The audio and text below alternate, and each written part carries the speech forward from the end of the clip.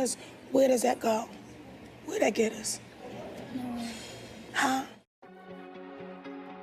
Hey my loves, what an eventful month for us. I was complaining about a BL drought and then everything came out at once. But I couldn't be happier because almost all of it is good. Well, let's say good for now. Because a good amount of the shows I'm gonna talk about today are still airing. And who knows, they could catch fell off at the enditis. It's very contagious. But yeah, for shows that aren't finished yet, keep in mind that my opinions might change once I see how the whole story unfolds. Let's get into some, as spoil-free as possible, reviews. Women's stories matter. Yeah. Right. They just matter. GMMTV's first GL series, 23.5, follows the story of Sun, the most popular girl in school, who becomes interested in someone she only knows online. Ongsa uses the fake name Earth on Instagram to talk to her, as it's the only way she feels confident to interact with her crush. Sun believes she's talking to a guy, and starts developing feelings for Earth. This puts Ongsa in a tough spot, forcing her to decide whether to reveal her true identity. I just made a video critiquing the ending of 23.5. After that, I read the novel, because people kept saying it's better, and the show should have stuck to it. I agree, the novel was pretty good. It's a cute little story, and while still nothing crazy happens, it's shorter and to the point, making the dull moments pass quickly. I read it in about an hour and a half. The show, being 12 episodes of like 45 minutes each, makes it feel more slow and boring. They added new storylines to help fill it out, but none were done exceptionally well, making me miss the main characters in their own show. In the novel, Ongsa, Tin, and Choron's friendship is so good, they feel like real teens with natural and funny banter. They should have been featured more in the series. They add charm and depth. In the show, only Ongsa stood out to me of the trio, while Tin and Choron didn't do much. The novel has more humor and life that the show lacked.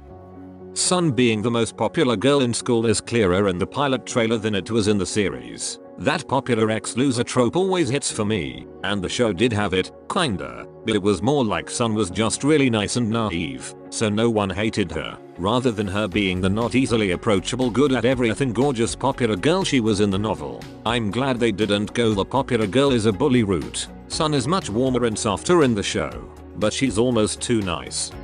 Then the sudden outing of Ongsa at the end seems like a forced attempt to add complexity to her character.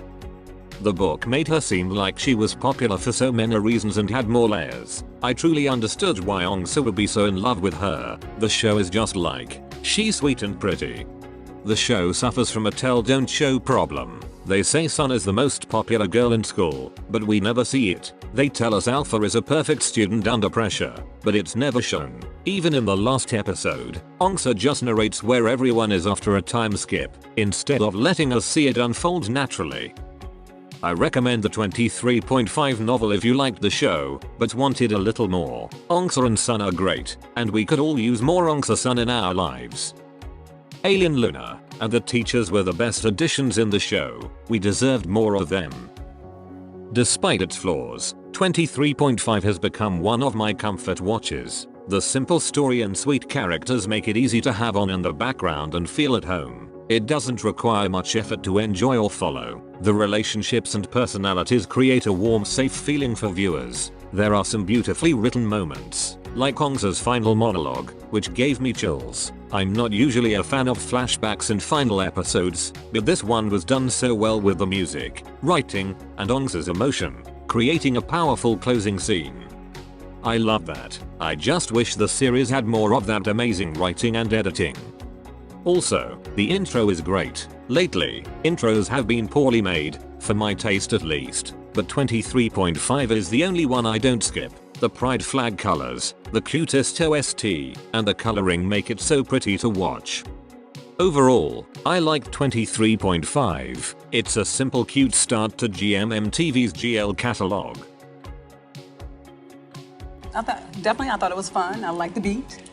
So, yeah. Boys Be Brave is about Jinwoo, who avoids risks and is confident in what he wants and likes, and Ki-sub, who finds it hard to say no to anything. Jinwoo has a crush on Ki-sub, and when they become roommates, his feelings come to light. The series follows Ki-sub as he tries to fit Jinwoo's ideal type. Despite being different, it explores how suppressing emotions can make one observant of others' feelings, the struggle to meet expectations while staying true to oneself. This show has a surprising amount of depth actually, considering how silly and short it is, but it didn't stick with me much after it ended. The standout moment was that scene at the end of episode 3. That was so well done, but the writing overall wasn't the strongest. And the side couple's storyline, which had so much potential, felt underdeveloped. Despite this, I appreciated how their arc was wrapped up realistically, given their limited screen time and complex dynamic. It felt right for where their characters were at. I just wish we had a season 2, or spin-off or something of them to look forward to. A spin-off focusing on them would be great. They deserve a complete exploration of their story, and I want more. Again, they just have so much potential. If you watch this show for anything, watch for the ending of Ep 3, and the side couple. The main couple is cute too, there is just something about them that I didn't love. I'm not even entirely sure what it is. I think I don't like dumb main characters. Ki-sub kinda ruined my enjoyment of the himbo. I think that was the problem. The hair in the mole was pissing me off, but he does have a full character arc, and a lot of genuinely sad moments actually. He comes around by the end. I dunno. It's not bad at all, but there's something about the show as a whole that didn't connect with me. If you're looking for something cute and short still with depth and angst, try this out. But be aware, you might not feel fully satisfied with how the complicated storylines wrap up. Trauma, PTSD, trauma, generational trauma, rage and trauma, family trauma. This is what trauma looks like. Unknown follows Wei Shan, the main character, who had a tough childhood and cares for his sister. He helps a stranger, Jiayan, and then adopts him as his brother. Shan is cautious and smart, always thinking of those he cares for. When the boy he took in admits feelings for him, he hesitates to pursue a new relationship, fearing the unknown. We learned from Stay With Me, don't let the brothers tagline scare you. No, it very much still gives me a jump scare if I read that in a synopsis, and it took me a while to start Unknown because of that, but I was recommended it a ton by you guys. You were right, it's very good. I would even say, it's the most well written, well thought out script of the shows we're talking about today. What makes this show stand out from others in its genre is the writing. It's the honest portrayal of its characters' struggles, growth, and insecurities. Unknown is fundamentally about found family, delivering emotional depth and meaningful themes in every episode. This series takes time to highlight rich human emotions. I read somewhere that Chris, who plays Wei Shan, said Unknown is not just a BL, it's the story of all of us. Gosh, it is such intelligent storytelling. I don't think I've ever seen this level of depth explored in BL so smoothly, and with so much thought and care. The writing is what keeps me coming back to rewatch this series. The rest of this year's BL dramas are gonna have a hard time trying to top this script. The acting and cinematography enhance the story. If you haven't watched it yet, please do. Even if you're just one of those people watching for chemistry and nothing else, this one will hook you.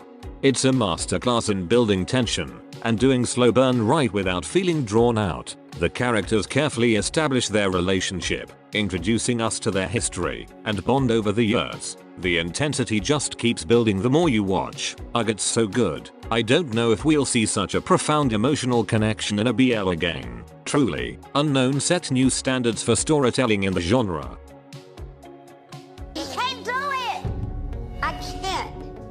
You are stressing me to hell. I can't. Joe, a talented stuntman for the famous actor Tong, unexpectedly meets Ming and forms a deep connection. Unbeknownst to Joe, Ming has always viewed him as merely a replacement for Tong. When Joe discovers the truth, he takes a job on a foreign film set, where a tragic accident claims his life. Miraculously, Joe wakes up in the body of a man who had an accident on the same day. Joe's new life oddly mirrors his old one. When Joe encounters Ming again, Ming is determined to bring Joe back into his life. As Joe navigates his second chance, he has to decide whether to forgive Ming and reclaim his past.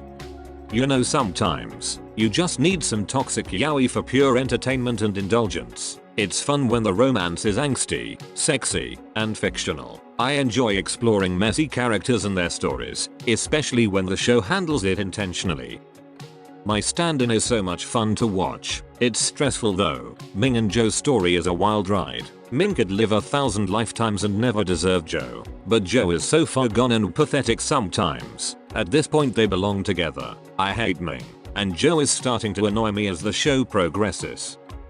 Their relationship is so toxic that I don't want them to end up together. It would actually be so interesting if they weren't endgame, but I doubt that'll happen. It's still entertaining to hate watch them. Their chemistry is undeniable, and they are gorgeous to look at. If you like Fortnite by Taylor Swift, this show is for you. I love you, it's ruining my life. Yup. I will say, I think my opinions will change once the whole show is out. The ending is especially crucial for a story like this. It's fun for now, but I might rethink my feelings about the series afterward. We'll have to wait and see. She didn't make this for Interscope. She didn't make this for Streamline. She didn't make this for the Billboard. She didn't make this for the Grammys. She made this for her parents and her family and her friends. Moo dreams of being an idol, but he's so focused on this dream that he's nearly failing out of his senior year, worrying his mum. She works in the entertainment industry and knows how tough it can be, so she insists he finish high school with good grades and gets into uni before committing to the idol life, ensuring he has a backup plan. To avoid big city distractions, she sends him to her old high school in a small rural town. There, Moo meets Kang, who helps run a family restaurant and a food stall at the school. As Kang helps Moo adjust, they grow closer and fall in love, supporting each other in chasing their dreams and navigating the challenges that come with them. Each episode has a fitting title that ties perfectly to the theme. You get to the ending scene and think, that title was perfect. Each episode wraps up well, and you can't help but count down the days to the next Sunday. The pacing and writing keep improving, and Kang and Moo's romance is beautifully written. The show captures the awkwardness and magic of a first love perfectly through its little details. The way Kang and Moo talk to each other feels so naturally teenage. Most shows and movies struggle with this, but Kang and Moo are my new standard for writing young characters. Even in episode 1, before they're anything yet, it's literally their first proper conversation. Their witty natural banter introduces their chemistry. It feels so real and smooth, showing a realistic first meeting between two teenagers. ชื่ออะไร ลองถามชื่อปะเนี่ย ชื่อไอเด็กเวร ชื่อหมูครับแล้วพี่เอชื่ออะไร ไม่มีสิทธิ์ถามอยากรู้ไปทำไม ก็จะได้เอาไปเมมในโทรศัพท์ว่าติดอะไรใครบ้างแต่ว่าถ้าเกิดพี่ไม่บอกชื่อผมก็จะเมมพี่ไปว่าติดพี่ปากร้ายใจดีอะไรแบบเนี้ย กูไม่ได้ใจดีเว้ย ถ้าแบบนี้ไม่ใจดีต้องเรียกว่าพี่คนน่ารักเหรอครับ ไม่ใช่เด็กเวรแต่เป็นเด็กกวนตีน บ้านผมเขาเรียกว่าคนทันคนครับ ขี้เถียง อ๋อครับพี่ After this scene, and the final scene of Ep 1, I knew I would be invested in the series. Moo and Kang are such refreshing main characters. Moo is straightforward. Kang takes a few episodes to get there, but that's the point. He's going through some things and slowly opens up in a natural way. They're the youngest characters of all the shows in this list, yet they communicate the best. Everyone needs to learn from Kang Moo. All the characters and writers of other shows need to take notes from Kang and Moo. It's not a perfect show. The editing needs work. Some transitions and scene placements could be neater and less cheap looking. Some edits are quirky and cute, with comic style text and stencil outlines for missing items. But for the most part, the editing could be improved. It doesn't make me love the series any less though. The show's goofy silly vibe makes the cheap looking editing fit perfectly when you think about it. The side couple, Tae and Yeot, have potential, but their story feels clunky and like a rough draft. In contrast, Kang and Moo's relationship develops perfectly, making it clear why they belong together. While I see why Yeot and Tae will end up together, you could pair them up with two different people right now and I wouldn't necessarily care. #JangYeot. I'm not rooting against Taeyeot, but I'm not enthusiastically rooting for them either. This show is incredibly special to me. I can't even put it into words yet. I've been trying to make a video about Only Boo for a month, but I have so much to say and don't want to get it wrong. Kang Moo means too much to me. We need more Only Boos. Please join us. It's silly, romantic, and the funniest thing I've seen in a while. It's so good, not enough people are talking about it. I'll love you forever if you go watch Only Boo right now. Come back here and tell me you like it. If you don't like it, keep that to your fucking self. I don't. Cause where does that go? Where'd that get us? Huh? We are gay. That's the plot of this show. No, I mean yeah, that's true. It really is true. We Are is about a group of university friends juggling life, love, and academics, leading to chaotic situations. To my shock, it's turning out to be P-New's magnum opus, even though I haven't liked his recent shows, and have grown critical of his older shows I used to like. This series, while not perfect, pulls off what it set out to do. The heart of We Are is the friendship between all the characters. While the 4 romances are the big draw, the main idea is the overall friendship among them. This is how an ensemble should feel. I don't want so many characters if they all seem like they're in separate worlds. They should interact with each other. The reason the couples in We Are will work out is because the show gives equal importance to both romantic relationships and friendships. Every time I see full group scenes with pun in it, I think about how shite it must have been to refilm most of them. But it's not noticeable in the edit, so it's just something I always think about. The show itself did a good job with that as well. I expected the issues I have with We Are. It's being dragged out with 16 episodes. I don't want unnecessary twists in the final stretch. They should concentrate on developing Chain Pun and Tan Fang, and wrap up Toy and Poom Peem's pining stages, because the sad boy repeating conversations shite is not cute anymore. Poom Peem and Tan Fang are the standout couples for me. Poom Peem's natural slow burn situationship contrasts with Q Toy's repetitive conversations, making them more compelling. Poom still annoys me with his sad boy shite, and they also have repeated scenes, but unlike Q Toy, they don't act like they didn't happen. I dunno, maybe it's my biased lenses, but Poom and Peem are my favorite couple. They have me giggling and kicking my feet. They are now my favorite Pond Pooin characters, making me want to rewatch Futs or even Never Let Me Go. Yes, they are making me want to watch Never Let Me Go again, which is a sentence I never thought I'd say. Tan Fang's chemistry is great, as expected with Woo Boom. They deserve their own show already. This is getting ridiculous. Look at the material. Though their scenes can feel repetitive, more backstory in episode 9 has enhanced their dynamic, so I'm okay with it. Tan Fang's confession scene is now one of my all-time favorites. It's just so good. They're so good. I want more from them and Chain Pun in the final episodes. That would somewhat justify the show's length. Better storytelling would have involved more focus on these couples throughout the series, but I'll settle for more of them at the end. We Are will possibly be P-New's best work, at least to me, as long as the final episodes focus on character development to maintain the show's charm and avoid unnecessary plot twists. You know what's the most exciting thing about winning? It's when you win. I love that feeling. After a heartbreak and a drunken night, Dr. Wandee ends up with fighter Yo Yak. What starts as a one-night stand evolves into a fake boyfriends with benefits situation. Although their relationship is supposed to be casual, genuine feelings begin to emerge. Both Wandee and Yak find it hard to acknowledge these emotions, as they still have unresolved feelings for others. This is objectively the best thing GMM TV is airing right now. I owe you an apology, Wandee. Goodday, I wasn't familiar with your game. Every Saturday, I kick myself for doubting it. Wandee and Yak have amazing chemistry and natural interactions, and you can feel the tension between them through the screen.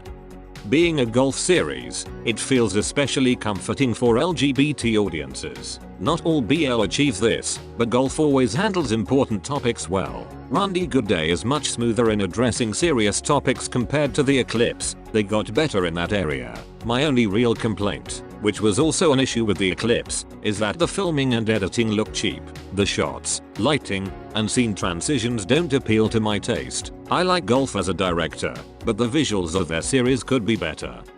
Another minor issue is the side couple. While I like them, not many shows successfully introduce an established couple from episode 1. Their B-plots aren't that interesting or well done yet. There's still a lot more show to go, so I'll see how I feel as it progresses. Wandee Goodday has exceeded my expectations. I'm obsessed with the writing, acting, and script. Tension is the only word to describe this series I can think of right now. It's addictive, and I'm completely invested in what happens next. I can't believe I thought I'd hate this. What was I thinking?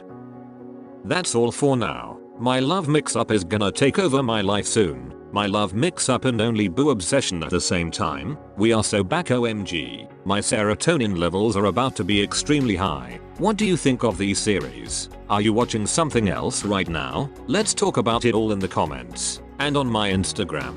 Follow me there if you want to be involved in some upcoming videos. Remember to look through the links in my description. I'll see you in my next video. Bye my loves.